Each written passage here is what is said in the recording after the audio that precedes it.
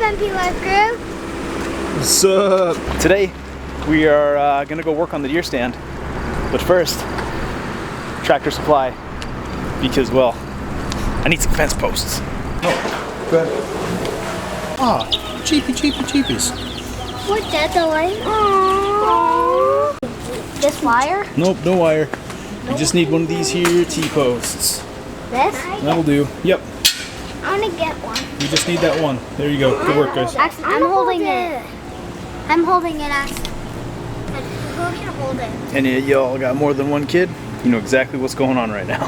Can I holding it? I'm holding it. No, I'm gonna take it. I will hold it.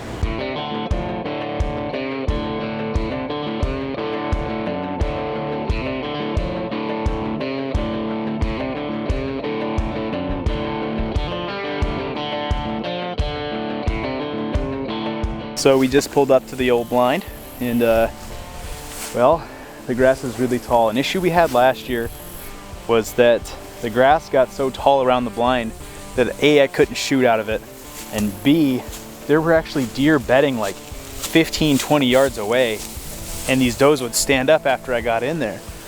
So what we're gonna do is take the weed eater and just clear some spaces out in the front, and then take the push mower after it.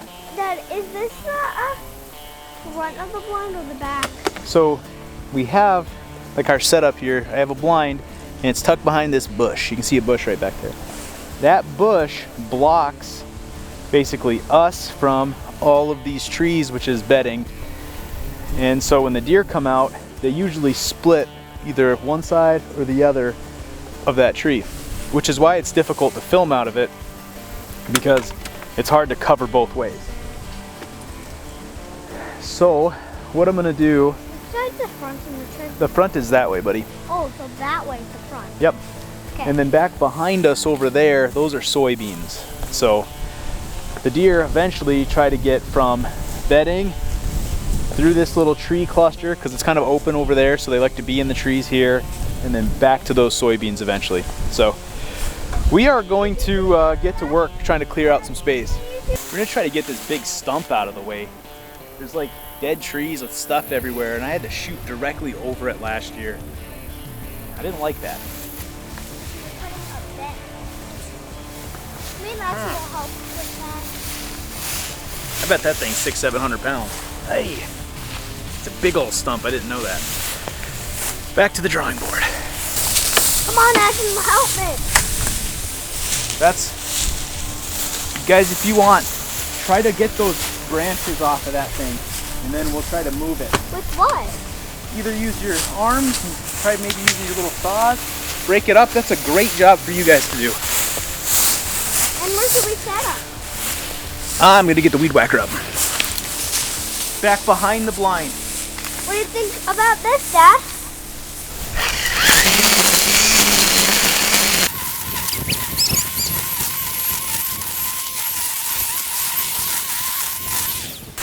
Change of plan. So we're gonna take the blind from where it's at.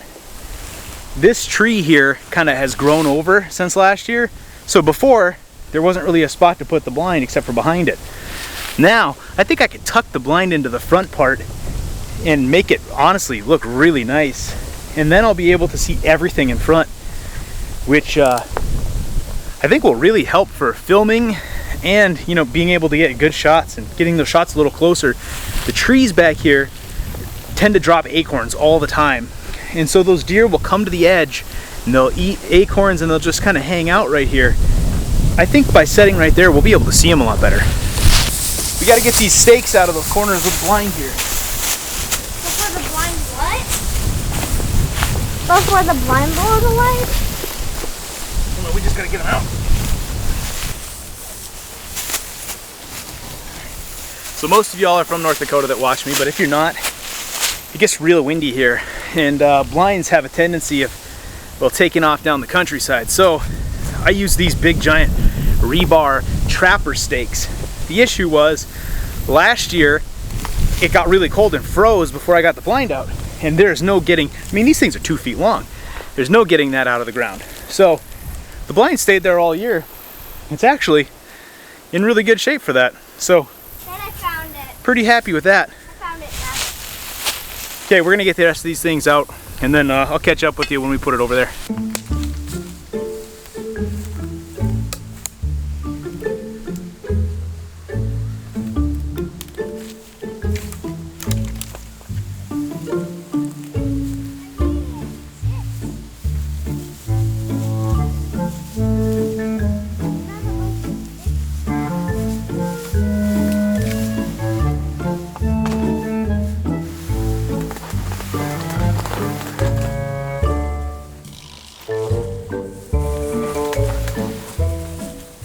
Okay, pretty excited about that. I think that's gonna look great.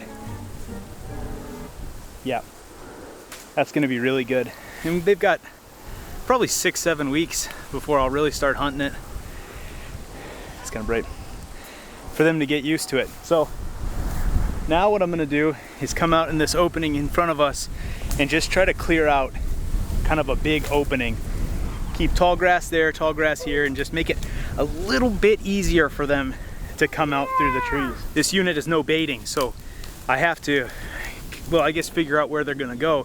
And if I can make them just a little easier, then maybe they'll use that funnel point. I tried it last year, and just that fresh cut gave them a place to be, and they were there. So hopefully the same thing happens to us this year. All right, a lawnmower. Hey, at this point in time in my life, don't have a tractor, don't have a side-by-side, don't have a mower. We have to use what we got, which is the regular old tools from my yard in town and some sweat equity. Let's get rocking.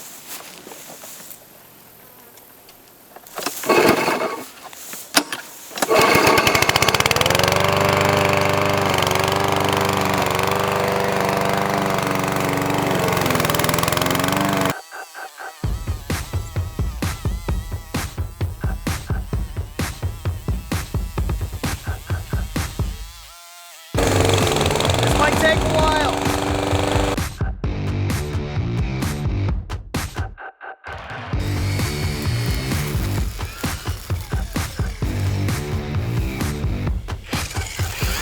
I had this idea to do a sweet a drone overview thing, and I was having some issues with my drone and I ran out of battery, so bummer.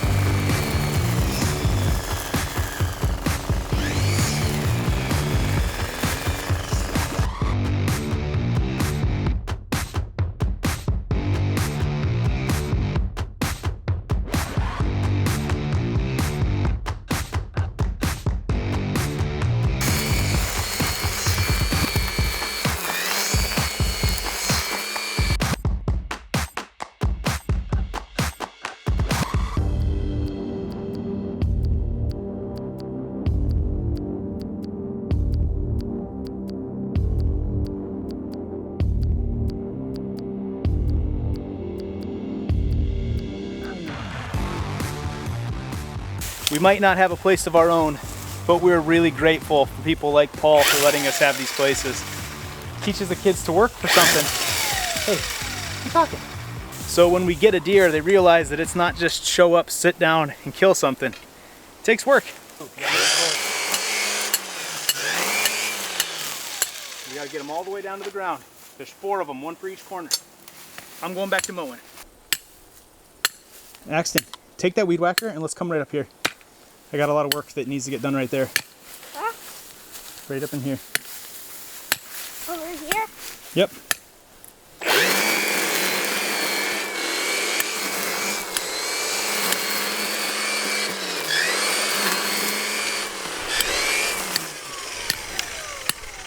Okay, so a little bit of a change of plans.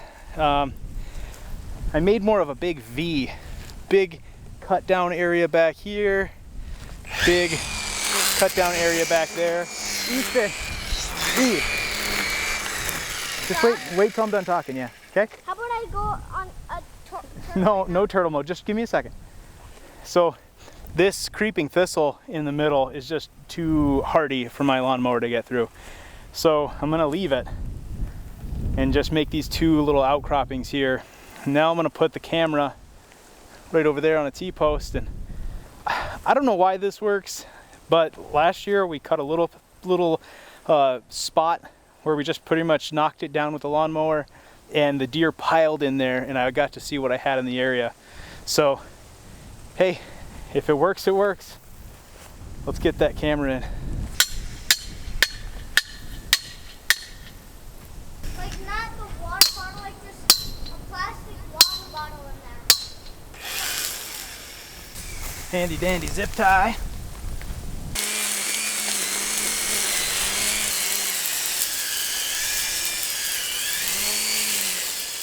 Now we can't bait in our area, so can't put deer food out. Maybe next year we can make a food plot.